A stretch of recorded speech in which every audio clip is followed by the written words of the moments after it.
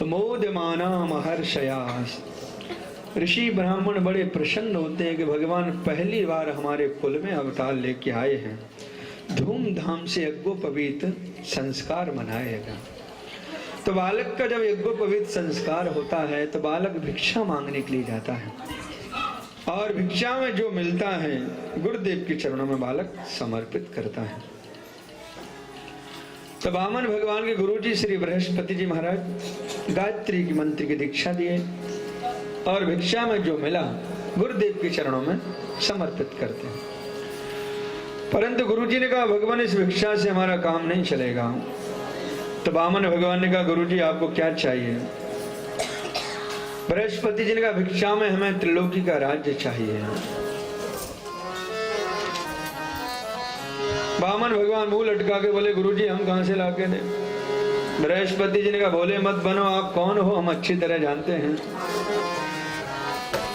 इस समय त्रिलोकी के राजा महाराज बलि हैं जो नर्मदा नदी के तट पर अश्वमेध यज्ञ कर रहे हैं। बलि के दरवाजे पर जाओ और भिक्षा में त्रिलोकी का राज्य मांग के लाके हमें प्रदान करो।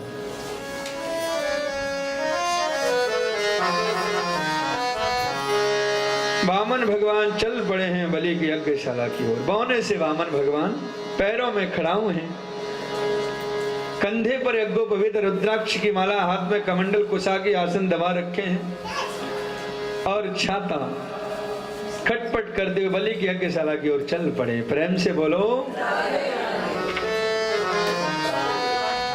बलि दूर से वामन भगवान का दर्शन करता है। बलि जब देखा तो ऐसा लगा मानो सूर्य भगवान प्रकट हो गए, इतना तेज वामन भगवान के चेहरे पर।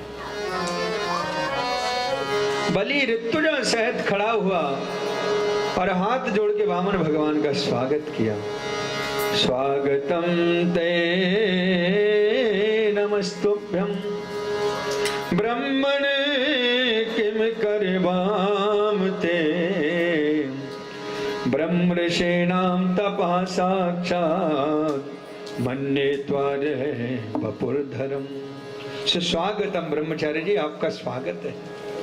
आपको देख करके ऐसा लग रहा है कोई तपस्वी नहीं, मूर्तिमान तपस्या प्रकट हो गई। आज आपके चरण मेरी यज्ञशाला में पड़े, मेरी यज्ञशाला पवित्र हो गई, मेरा कुल धन्य हो गया, मेरे पितर तृप्त हो गए। वामन भगवान का स्वागत किया है, अंदर ले गया, सिंहासन में बैठा है। बलि ने चरण धोया, पूजन किया, चरणामृत लिया और उसके बाद बलि ने हाथ जोड़ के कहा ब्रह्मचारी जी आदेश कीजिए आपको क्या चाहिए?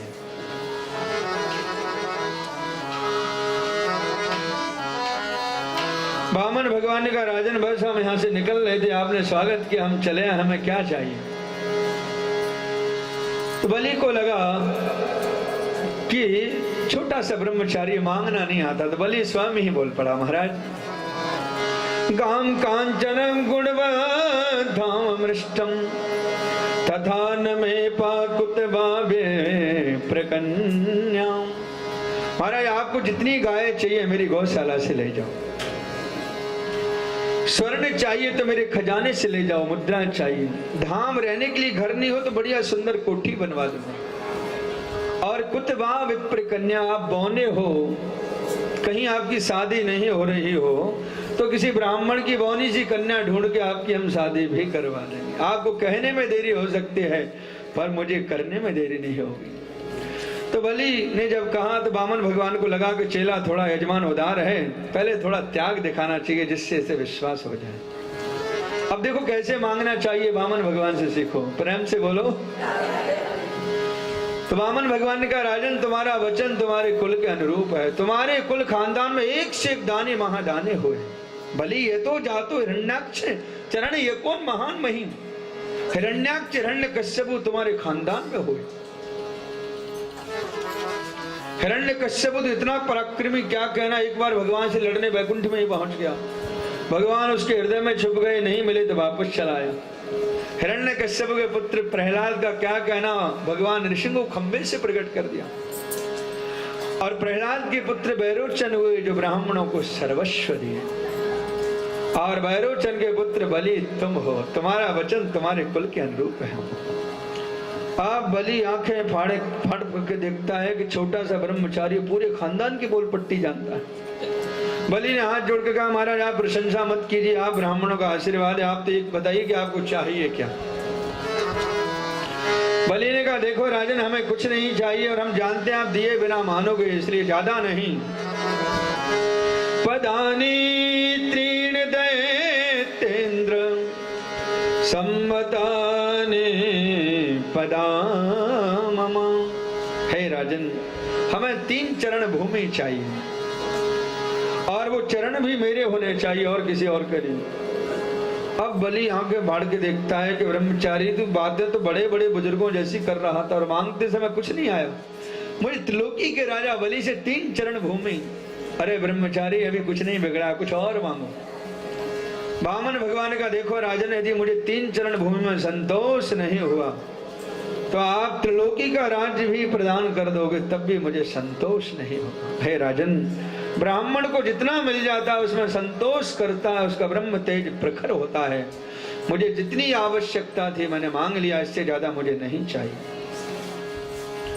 बलि ने कहा, महाराज लोग इस घटना को सुनेंगे तो क्या कहेंगे। त्रिलोकी के राजा बलि एक ब्राह्मण को 3 चरण भूमि दिया, महाराज थोड़ा ज्यादा मांग लीजिए। भगवान ने कहा, हमें इससे ज्यादा नहीं चाहिए। बलि के गुरु शुक्राचार्य जी बातें ध्यान लगा के सुन रहे थे कि ब्राह्मण मैंने भी बहुत देखे, पर इतना संतोषी ब्राह्मण कौन है। बलि कह रहा, और मांगो। ये ब्रह्मचारी कहता, इससे ज्यादा नहीं चाहिए। आखिर है कौन है। जो शुक्राचार्य जी ध्यान लगा के देखे, समझ गए। बलि का हाथ पकड़ के सावधान किया। बलि सावधान, क्या हुआ गुरुजी। बोले, जानते हैं कौन हो। बोले, बामन है। बोले, बामन 53 कुछ नहीं है। ऐसे भैरोचने साक्षात भगवान विष्णु रवभया कश्यपाद तेजातो देवानां कार्य साधका। बलि छलिया विष्णु हैं। कहीं तूने 3 चरण भूमि का संकल्प कर दिया, तुझे भिखारी बना देगा, तेरा सर्वस्व छीन लेगा।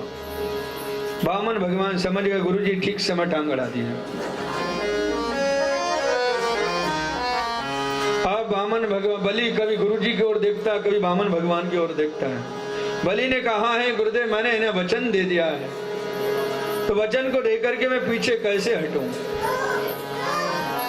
श्री शुक्राचार्य जी का, राजन ऐसे दान की कोई प्रशंसा नहीं करता जिसमें जीव का समाप्त हो जाए। और हे राजन, कुछ स्थान ऐसे हैं जहां पर झूठ बोलने में पाप नहीं लगता।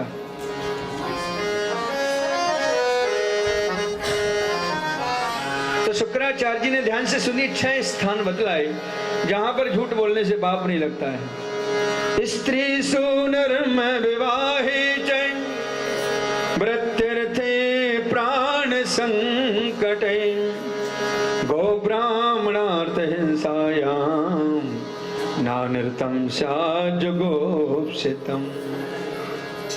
पहला स्थान बोले स्त्री सु, बोले माताओं से झूठ बोलने में पाप नहीं लगता है। माता और बहनों से क्यों नहीं लगता, उसका कारण है। बोले माताओं की आदत होती है, वो चाहे किसी की शादी में जाए चाहे कथा में जाए, कुछ ना कुछ पसंद करके घर में आ जाती है।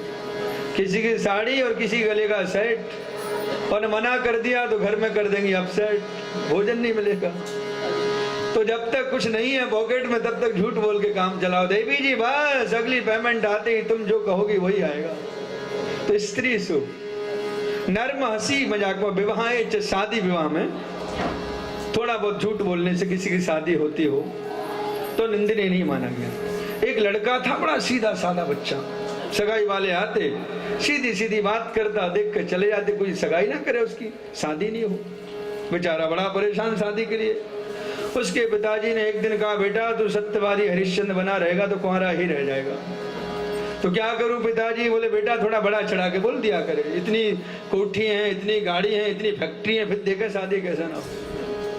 उसने कहा पिताजी शादी हो जाएगी। बोले बेटा पक्की शादी, पर तू बड़ा चढ़ा के बोला कर, तू सत्यवादी हरिश्चंद्र बना रहेगा तो शादी नहीं होगी। तो उसने कहा ठीक है पिताजी, बड़ा चढ़ा के बोलने से शादी होती है तो बोल दिया करूंगा।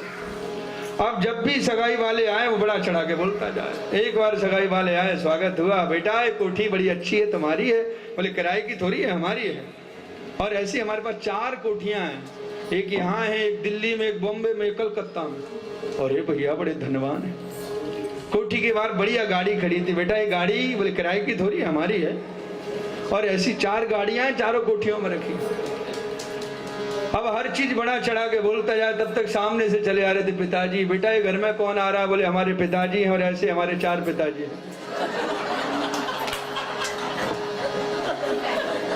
तो इतना उठ पटांग नहीं, थोड़ा बहुत बोलोगे तो चलेगा।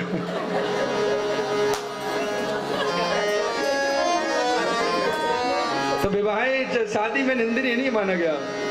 वृत्त्यर्थ जीविका बच रही हो, समाप्त हो रही हो, और गाय ब्राह्मण की हिंसा बचती हो, तो इन स्थानों पर निंदनीय नहीं माना गया है। शुक्राचार्य ने नीति के अनेक पन्ने पलटे, परंतु ध्यान सुनिएगा। लोग कहते हैं भागवत में लिखा है कि स्त्रियों से झूठ बोलने में पाप नहीं लगता। ऐसी बात नहीं है, ध्यान से सुनिएगा। प्रसंग पर ध्यान दें, कौन किससे कह रहा है। शुक्राचार्य जी जो दैत्यों के गुरु, राक्षसों के गुरु जी हैं, तो राक्षसों की नीति हो सकती है, परंतु बृहस्पति जी कभी नहीं कहते कि असत्य का पालन करो। वो कहते सत्यम ब्रूयात्, सत्य का पालन करना चाहिए। परंतु ऐसा भी सत्य न हो कि किसी का अनिष्टकारी हो। थोड़ा सा संशोधन किया है। शुक्राचार्य जी नीति के तमाम पन्ने पलटे, परंतु बलि ने मना कर दिया। नहीं गुरुदेव, नहीं है सत्यात् परो धर्मा इति यम भूवाच। धरती यमराज से कहती है कि मुझे बड़े बड़े पर्वतों वृक्षों का भार नहीं लगता है जो एक व्यक्ति वचन को देके पालन नहीं करता। गुरुदेव मैंने 3 चरण भूमि का वचन दिया है, वचन को देके मैं पृथ्वी पर भार नहीं बनूंगा। शुक्राचार्य जी श्राप देके चले जाते। बलि तू बहुत बुद्धिमान समझने लगा है, जा तू श्री से हीन हो जाएगा। वामन भगवान ने कहा भैया गुरु चेला काय को लड़ते हो, देना हो तो दो, नहीं अपने राम जाते हैं। बलि ने कहा महाराज आप लीजिए। वामन भगवान ने कहा पहले संकल्प कीजिए। पुराणांतर प्रसंग आता, जिस पात्र से जल निकलने वाला था, शुक्राचार्य जी सूक्ष्म रूप बना के बैठ जाते। ना जल निकलेगा ना संकल्प होगा। जल जब नहीं निकला तो वामन भगवान समझ गए गुरु जी बार बार टांग अड़ा रहे हैं। वामन भगवान ने कहा गुरु जी बलि ये पात्र हमें तो लगता है रखा रखा जंग खा गया।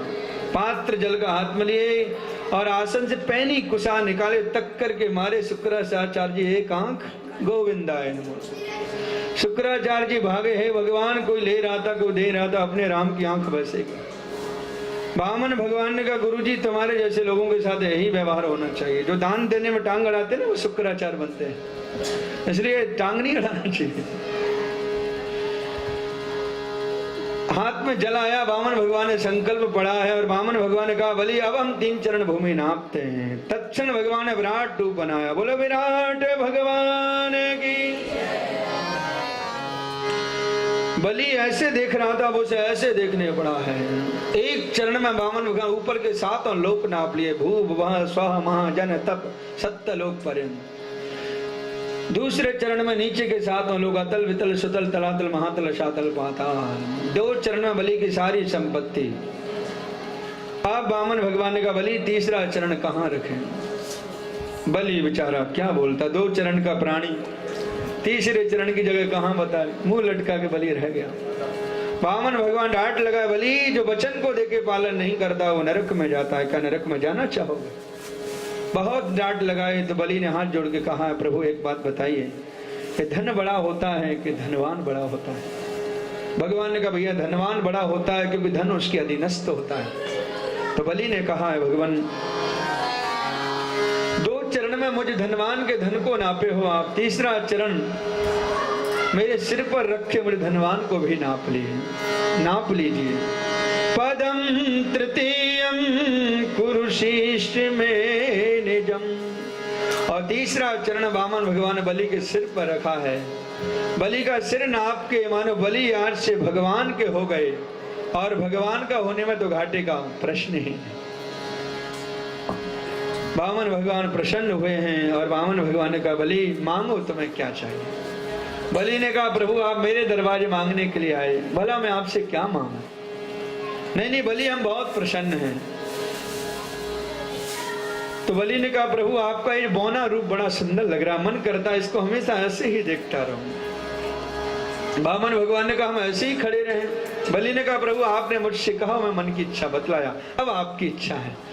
तो वामन भगवान ने कहा, बलि सचमुच हम तुम्हें छलने के लिए आए थे, पर तुम्हारे प्रेम ने हमको ही छल लिया है। बलि इस बार मनवंतर का विधान बन चुका, स्वर्ग के राजा देवराज इंद्र ही रहेंगे, तब तक तुम सुतल लोक में रहो। दरवाजे पर द्वारपाल बन के मैं खड़ा रहूंगा तुम्हारी रक्षा में, हर समय जाते जाते समय तुम मेरा दर्शन करोगे। बोलो वामन भगवान की। अब वामन भगवान बलि के दरवाजे पर द्वारपाल बने खड़े हैं। वामन भगवान को खड़े रहने दीजिएगा और हम आगे चलते हैं। प्रेम से बोलो।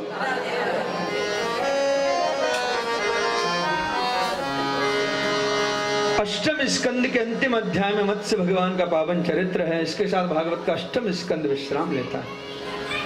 और श्री शुक्राचार्य जी कहते हैं, परीक्षित नवम स्कंद में 24 अध्याय हैं। प्रारंभ के 12 अध्याय में सूर्य वंश का वर्णन है, बाद के 12 अध्याय में चंद्र वंश का वर्णन है। सूर्य वंश में भगवान श्री राम पधारे हैं और चंद्र वंश में भगवान श्री कृष्ण चंद्र पधारे हैं। श्री शुक्राचार्य जी ने कहा है, राजन, सूर्य वंश का यदि हम विस्तार से वर्णन करें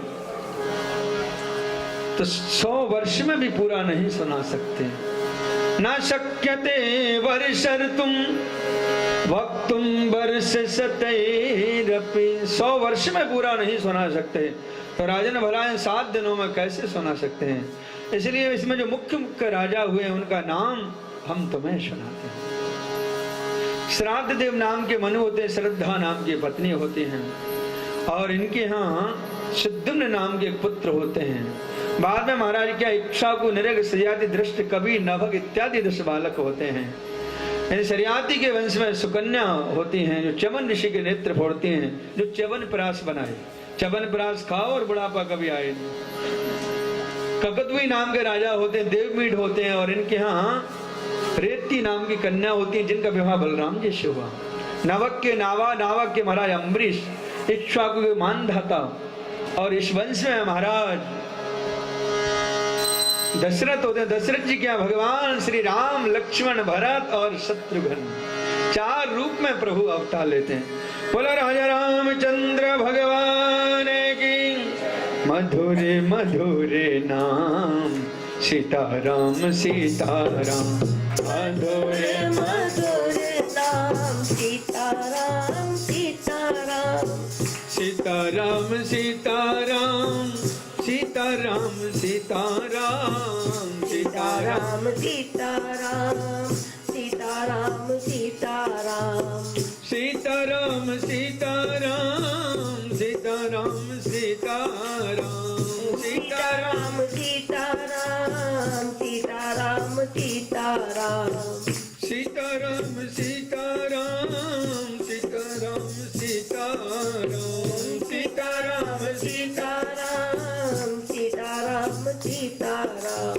मधुरे मधुरे नाम सीताराम सीताराम, मधुरे मधुरे नाम सीताराम सीताराम, मधुरे मधुरे नाम सीताराम सीताराम, मधुरे मधुरे नाम सीताराम सीताराम, सीताराम सीताराम, सीताराम सीताराम, सीताराम सीताराम, सीताराम सीताराम, सीताराम सीताराम, सीताराम सीताराम, सीताराम सीताराम, सीताराम सीताराम। मधुरे मधुरे नाम सीताराम सीताराम, मधुरे मधुरे नाम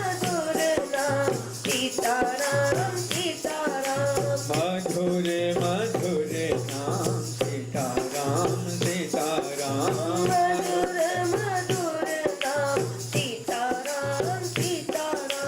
मधुरे मधुरे नाम सीताराम सीताराम, मधुरे मधुरे नाम सीताराम सीताराम, सीताराम सीताराम, सीताराम सीताराम, सीताराम सीताराम, सीताराम सीताराम, सीताराम सीताराम, सीताराम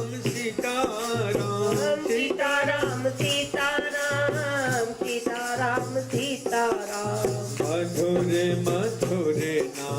सीताराम सीताराम मधुर मधुर नाम सीताराम सीताराम। ओ मधुर मधुर नाम सीताराम सीताराम मधुर मधुर नाम सीताराम सीताराम।